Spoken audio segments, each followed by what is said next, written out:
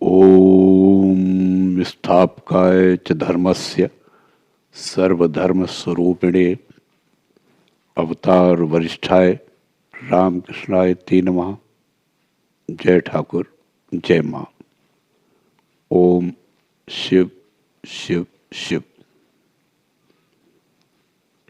श्री रामकृष्ण देव के अमृत तुल्य दिव्य उपदेश। गृहस्थाश्रम में रहकर भी ईश्वर के दर्शन हो सकते हैं, जैसे राजर्षि जनक को हुए थे। परंतु कहने मात्र से कोई राजा जनक नहीं बन जाता। राजा जनक ने पहले निर्जन में जाकर कितने वर्षों तक उग्र तपस्या की थी। गृहस्थों को बीच बीच में कम से कम 3 ही दिन के लिए निर्जन में जाकर ईश्वर दर्शन के लिए प्रार्थना करनी चाहिए। इससे अत्यंत लाभ होता है। एक बार कुछ ब्राह्म समाज वालों ने मुझसे कहा था, हम राजर्षि जनक का आदर्श मानते हैं, हम लोग उन्हीं की तरह निर्लिप्त रहकर संसार करेंगे। मैंने उनसे कहा, राजा जनक का उदाहरण देना आसान है, पर स्वयं जनक राजा के समान बनना इतनी सरल बात नहीं। संसार में रहकर निर्लिप्त रहना बड़ा कठिन है। राजा जनक ने पहले कितनी कठोर तपस्या की थी। तुम्हें उतनी कठोर तपस्या करने की जरूरत नहीं, परंतु साधना करनी ही होगी। निर्जन वास करना ही होगा। निर्जन में ज्ञान भक्ति प्राप्त करके फिर संसार में प्रवेश कर सकते हो। दही एकांत में ही अच्छा जमता है, हिलाने डुलाने से नहीं जमता।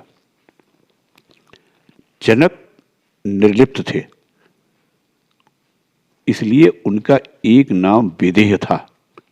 विदेह यानी देह बोध रहित। वे संसार में रहते हुए भी जीवन मुक्त थे, परंतु देह बोध का नष्ट होना अत्यंत कठिन है। इसके लिए बहुत साधना चाहिए। राजा जनक बड़े वीर थे। वे एक ही साथ 2 तलवारें चलाते थे, एक ज्ञान की, दूसरे कर्म की। संसारी लोग हमेशा राजा जनक का उदाहरण देते हुए कहते हैं, जनक राजा ने संसार में रहकर ज्ञान प्राप्त किया था। परंतु समूची मानव जाति के इतिहास में जनक जैसा दूसरा एक भी उदाहरण नहीं मिलता। जनक राजा की बात अपवादात्मक है। साधारण नियम तो यही है कि कामिनी कांचन का त्याग किए बिना ज्ञान लाभ नहीं होता। स्वयं को जनक राजा मत समझ बैठो। कितनी शताब्दियां बीत गई, पर जगत में दूसरा जनक राजा नहीं हुआ। तुम यदि संसार में निर्लिप्त भाव से रहना चाहो, तो पहले तुम्हें निर्जन में रहकर साधना करनी चाहिए। निर्जन में जाना जरूरी है। 1 साल के लिए, 6 महीने के लिए, 1 महीने के लिए, कम से कम 12 ही दिनों के लिए सही। एकांत में रहते हुए ईश्वर का आंतरिकता के साथ ध्यान चिंतन करना चाहिए। ज्ञान भक्ति के लिए प्रार्थना करनी चाहिए। मन ही मन विचार करना चाहिए, इस संसार में मेरा कोई नहीं है। जिन्हें मैं अपना समझता हूं, वे 2 दिन के लिए हैं, सब चले जाने वाले हैं। भगवान ही मेरे आत्मीय जन हैं। वे मेरे सर्वस्व हैं, हाय उन्हें मैं कैसे पाऊं। यही सब चिंतन करते रहना चाहिए। जो लोग किसी को पूजा उपासना करते देख उसकी खिल्ली उड़ाते हैं, धर्म की या धार्मिक व्यक्तियों की निंदा करते हैं, साधना की अवस्था में ऐसे लोगों से दूर रहना चाहिए। यदि तुम हाथ में तेल लगाकर कच्चे कटहल को काटो तो तुम्हारे हाथ में उसका दूध नहीं चिपकेगा। इसी तरह यदि ब्रह्म ज्ञान लाभ कर लेने के बाद संसार में रहो तो तुम्हें कामिनी कांचन की बाधा नहीं होगी।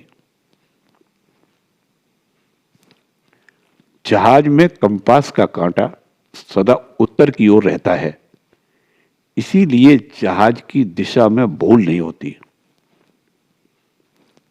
इसी प्रकार यदि मनुष्य का मन भी सदा ईश्वर की ओर रहे तो उसे संसार सागर में दिशा चूकने का भय नहीं रहता। जैसे लुकी लुकौवल के खेल में अगर कोई ढाई को छू ले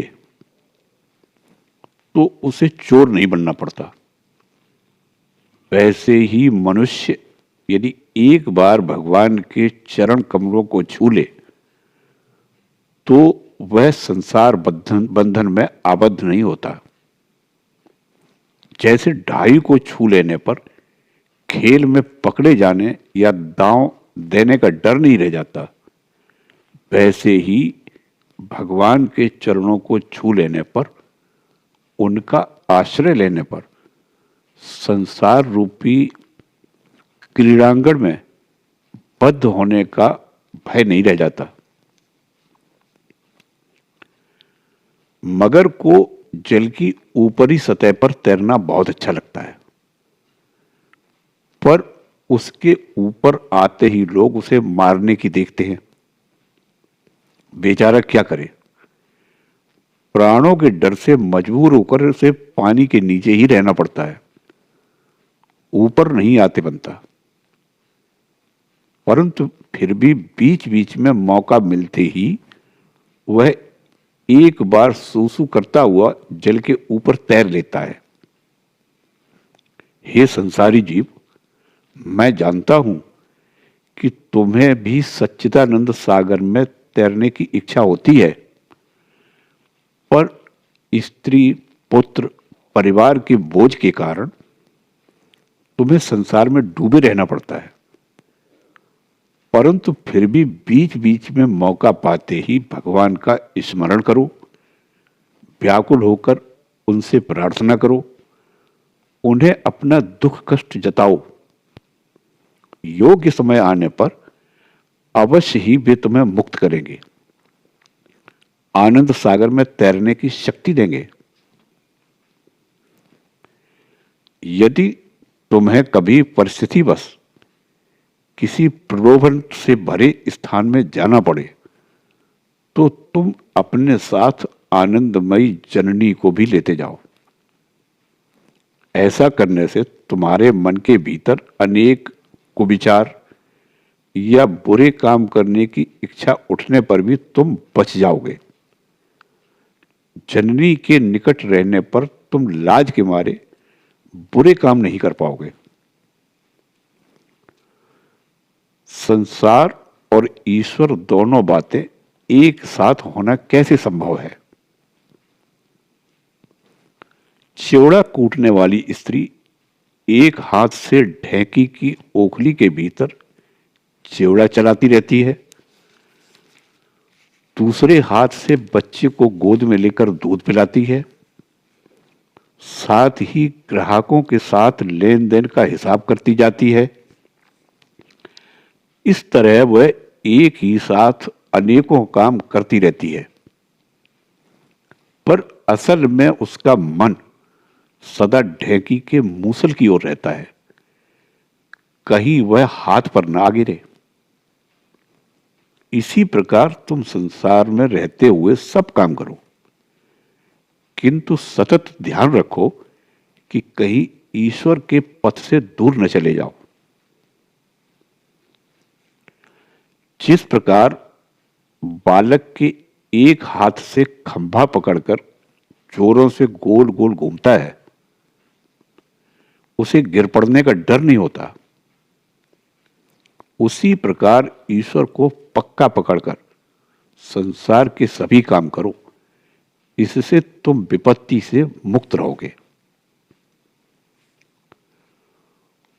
उत्तर हिंदुस्तान की ग्रामीण स्त्रियां सिर पर एक साथ 4-5 घड़े लेकर आपस में सुख दुख की बातें करती हुई रास्ते से चली जाती हैं। घड़े से एक बूंद भी पानी नहीं गिरता। धर्म पथ के पथिक को भी ऐसा ही होना चाहिए। सभी अवस्थाओं में उसे यह ध्यान रखना चाहिए कि मन ईश्वर के पथ से दूर न हट जाए।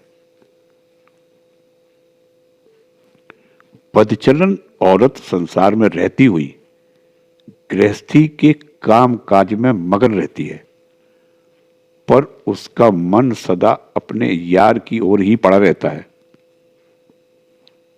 हे संसारी जीव, तुम भी संसार में अपने कर्तव्यों को करते रहो, पर मन सदा ईश्वर में लगाए रखो। जिस प्रकार धनिकों के घर की दासी मालिक के बच्चों को अपने ही बच्चों की तरह प्रेम से पालती पोसती है, पर मन ही मन निश्चित जानती है कि इन पर मेरा कोई अधिकार नहीं, उसी प्रकार तुम भी अपने बच्चों का प्रेम से पालन पोषण करो, परंतु मन ही मन यह जान रखो कि उन पर तुम्हारा कोई अधिकार नहीं। भगवान ही उनके यथार्थ पिता हैं। बाउल संप्रदाय के फकीर जैसे एक हाथ में इकतारा और दूसरे हाथ में ढपली बजाते हैं और साथ ही मुंह से भजन भी गाते जाते हैं, वैसे ही हे संसारी जीव, तुम भी हाथों से संसार के कामकाज करते रहो, परंतु मुंह से ईश्वर का नाम जपना न भूलो। बड़े घर की नौकरानी मालिक के घर को ही हमारा घर कहती है, परंतु उसे हमेशा ख्याल रहता है कि वह उसका अपना घर नहीं, उसका अपना घर तो दूर बर्दवान या नदिये जिले के किसी देहात में है। उसका मन सदा अपने गांव वाले घर पर ही पड़ा रहता है।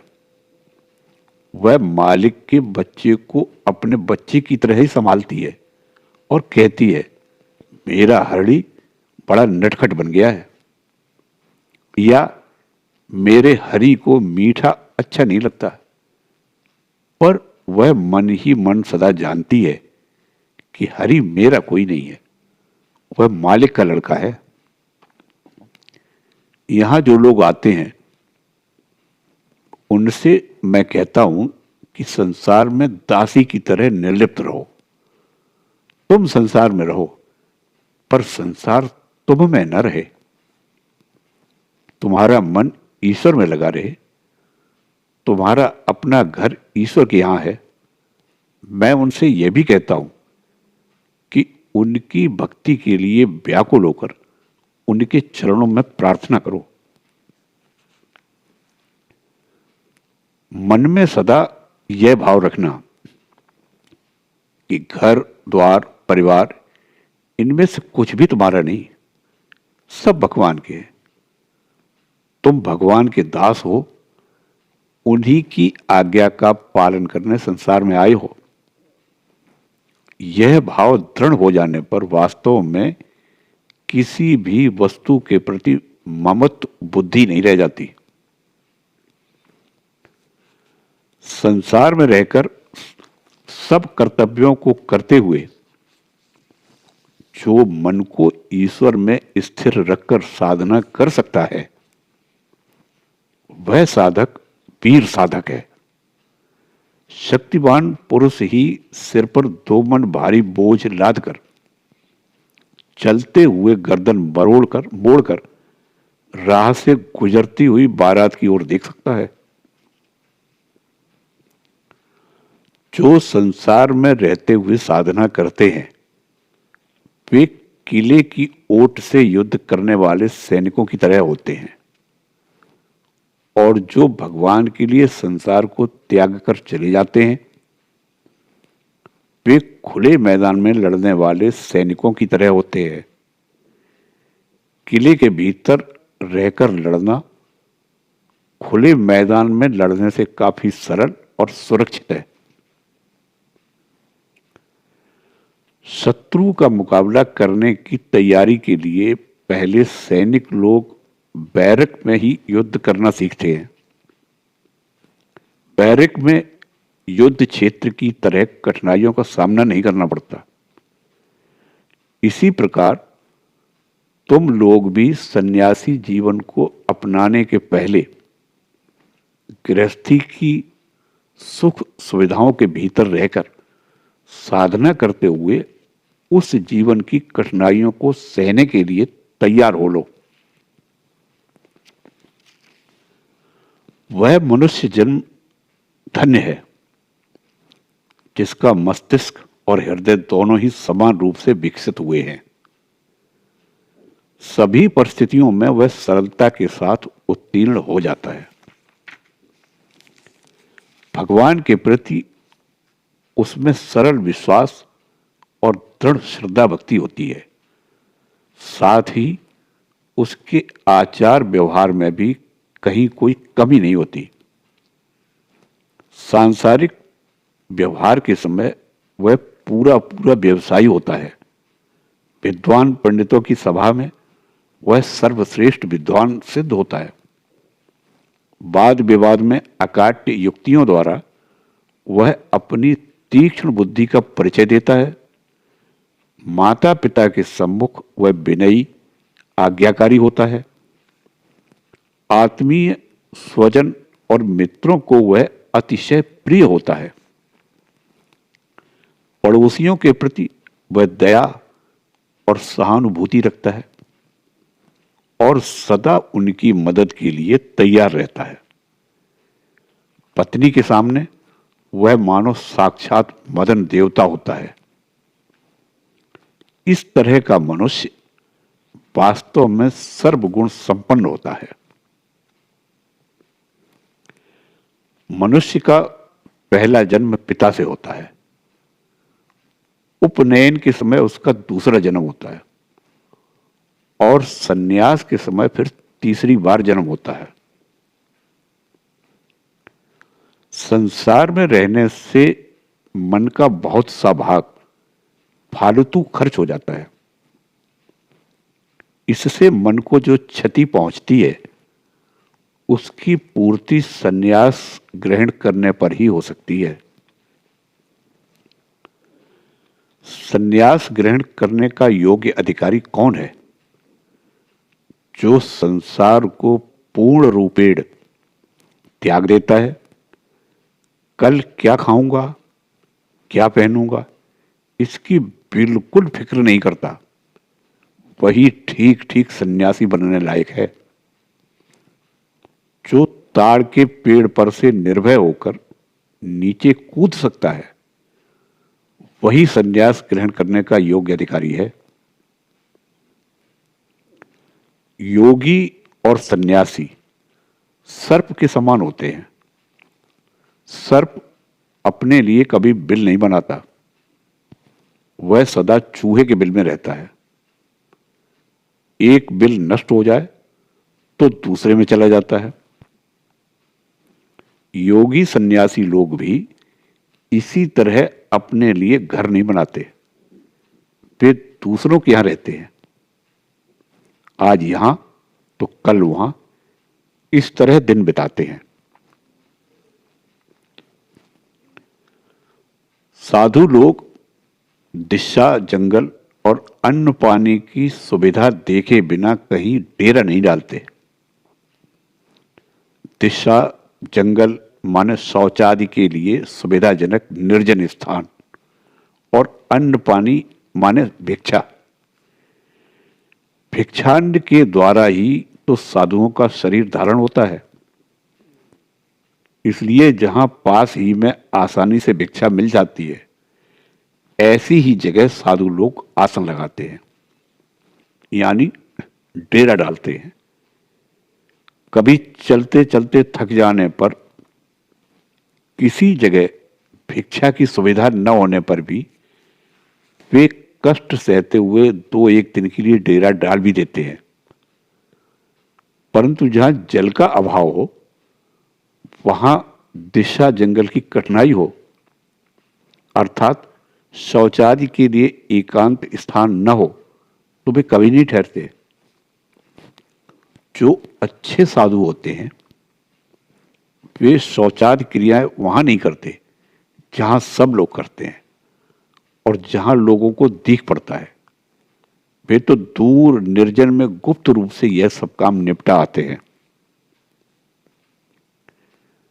सफेद स्वच्छ कपड़े पर अगर थोड़ा सा भी काला लग जाए तो वह बहुत भद्दा दिखाई देता है। साधुओं का छोटा सा दोष भी बड़ा भारी मालूम पड़ता है।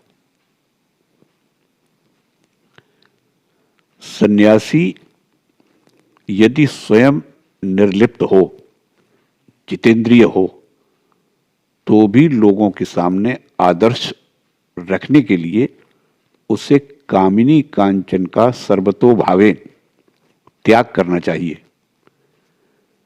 सन्यासी का 16वां आना त्याग देखकर ही लोगों को साहस होगा, तभी वे कामिनी कांचन को त्यागने का प्रयत्न करेंगे। भला त्याग की शिक्षा अगर सन्यासी न दे तो कौन देगा? जय ठाकुर, जय मां।